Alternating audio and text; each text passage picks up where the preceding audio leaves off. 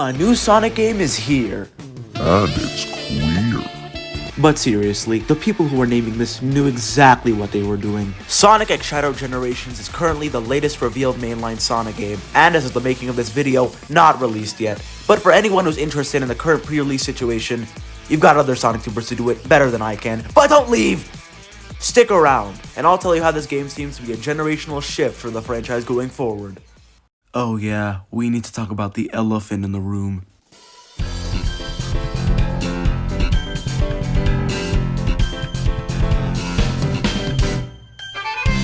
If you were to tell me that Sonic Generations was a good game, I'd tell you no shit, Captain Obvious. I really do not need to explain why people like Sonic Generations. But I'll do it anyway! It's polished, it controls great, the level design is immaculate, it's basically the perfect package. It's so good, it reaches 75% of the quality of Unleashed. That's right, I'm still gonna suck this game dry. But that's all beside the point. Like the name of the game suggests, this is a package of the new Shadow campaign and a remastered Sonic Generations, the latter of which being decently controversial. You see, the drama stems from people asking if the Generations remaster is even a remaster to begin with. This notion comes from the idea that the Generations remaster doesn't look all that different to the 2011 base game, and as such, people are claiming that this is false advertising on Sega's part. But what do I think? Do I think that this is a scummy move on Sega's part, or do I truly believe that this Generations remaster deserves to be called a remaster? My answer is, it's complicated. Before I get into specifics, I want to give a quick shout out to DevCherry. She's an amazing person and an amazing developer, much smarter than I am, that's for sure, and gave me the information on the remaster's improvements. Please follow her. I couldn't have done this without her help. Back to the topic at hand. Yes, there are objective improvements in terms of graphics not found in the original, not limited to redrawn UI,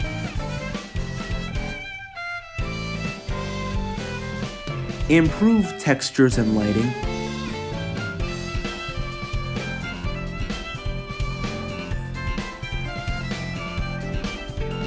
anti-aliasing built in-game, and improved soft shadows. These are all genuine improvements that, when all together, serve to provide a better visual fidelity for Generations. So were all the detractors just lying? Despite what I just said, I don't think so. Despite the aforementioned visual improvements, the general visual fidelity remains pretty much the same, and I don't blame anyone who's disappointed because of that. This game has the potential to look so much better, and it is pretty disappointing that Sega didn't take advantage of that. But what do I personally think about all this?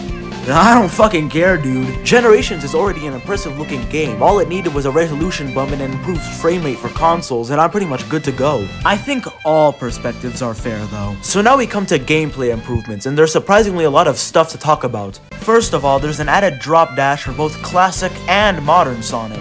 Yeah, you heard me right, modern Sonic. Classic's drop dash is about the same as it's always been. Just press the jump button twice and boom, drop dash. From what I'm seeing, Modern's drop dash is about the same as Frontier's, just press the jump button 3 times and drop dash. But in this case, I kinda don't see what point it has, considering Modern has the boost and it can do everything the drop dash can, except less annoying. The next one is a bit surprising, considering it's the ability to change the Frontier's moveset, in which R2 is the boost button and Square is the homing attack button. If you prefer the controls, I mean that's great for you, but apparently the game has the ability to change back to the legacy control set, and that's what I am doing, considering this is gonna fuck with my muscle memory. The last gameplay change is a Chow rescue mission, where you have to find and collect 3 Chow hidden in the levels. And I actually really like this change, because it incentivizes both exploration and replayability. And that's really it for the Generations remaster. It's the same game we all know and love with some graphical improvements and some gameplay additions. The only downside to this is that the original version of Generations is going to be delisted soon.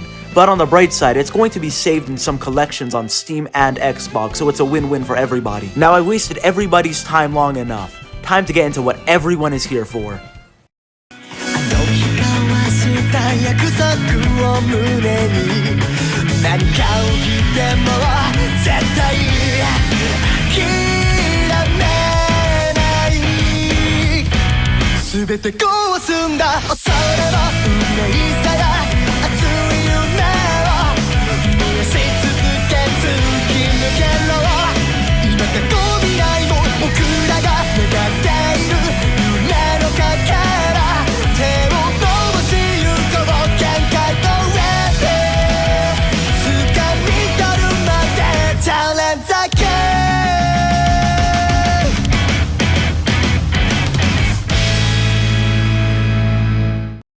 Shadow Generations. What everybody expected to be the sideshow quickly became the main show. Yes, this package is a Bowser's Fury situation, where we have a remastered version of an old game and a new side story based on that game. First revealed in February's State of Play, I was both excited and worried when I saw the first footage. But my critiques are not related to presentation, which is an undeniable step up. Previous Sonic games weren't what I like to call technical showcases, even though they weren't horrible, but this is leaps and bounds in improvements. Since we have a lot to discuss, I'll get through this aspect now, but in terms of graphics, this is a marvel. Not since Sonic Boom had we had this level of fluid animations, and the polish in every aspect.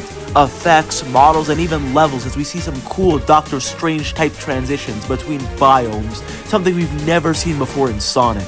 This game is a visual treat, no complaints here. What I was worried about, however, was the gameplay.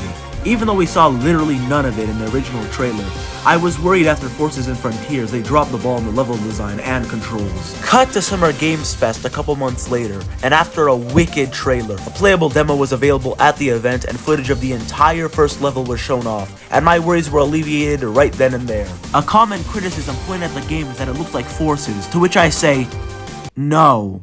Like, just no.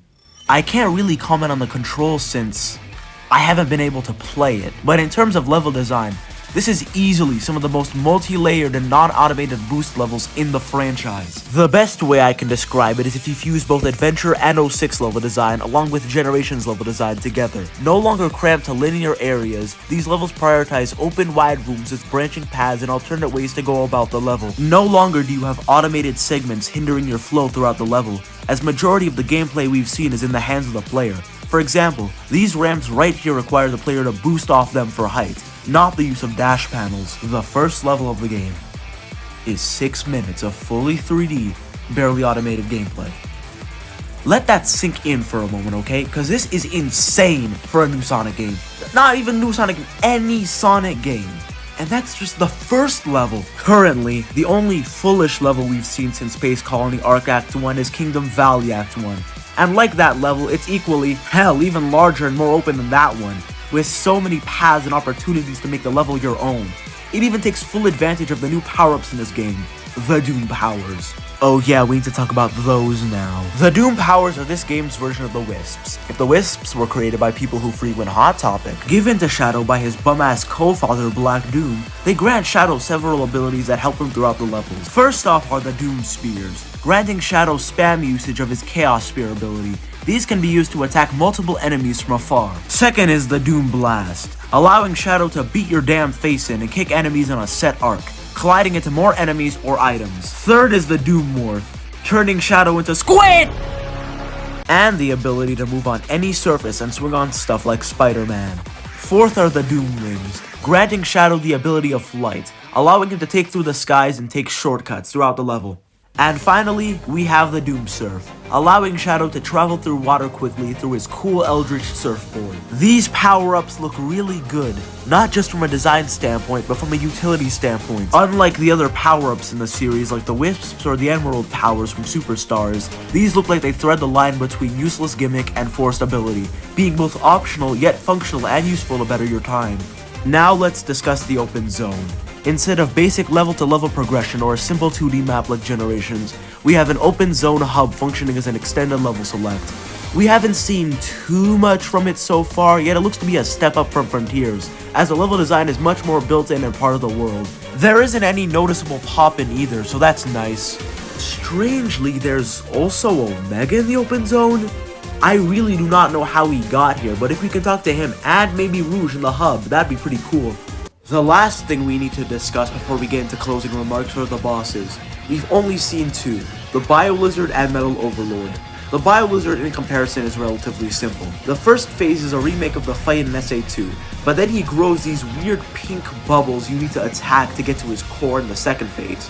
And in the final phase, he grows wings and sticks to the wall, and you need to use Chaos Spear to hit him, which gets you in the air and ready to finish him off. It looks like a fun and challenging boss, with a lot of spectacle, yet it doesn't get in your way during the fight. Pretty good starter. Metal Overlord, however, is a different story. This is a sea battle set in the ruins of Final Fortress. You need to evade his attacks on Doomsurf and get close enough to beat the shit out of his core. This seems a lot more challenging with all the projectiles and attacks from metal. There's even a 2D section where you dodge rockets and attack falling ships. As you can see, the scale is heightened from before and the spectacle's on full display, yet it seems to still contain a lot of challenge. A perfect balance. We are now at the end in relation to the game. I haven't talked about any story stuff since we don't have much to go off of, outside of this beautifully animated prologue that's supposed to recap and tell us more about Shadow's backstory, but we don't have much to go off of just yet. So what does this game mean in terms of the franchise? I think that this project alone represents Sonic's past and future, no pun intended. Sonic Generations represents the peak of the series' roots, and serves as the standing point of the last era of this franchise. Shadow Generations, however, represents where the series goes from here, what new we can have in terms of polish and identity, as well as gameplay. I have high hopes for this game and what it means for Sonic, his genesis, and his future. Hey, it's me, Hipster. This is a quickie, but I just want to say thank you so much for the support on the last video. It's because of all your support that I get to continue doing this, and I genuinely appreciate every single one of you that gave a watch on my last one. I'll try to post more regularly like now, but since making videos is exhausting, I won't make them too long like the last one. But that's all I really want to say. Thank you so much for watching this video. Hipster out.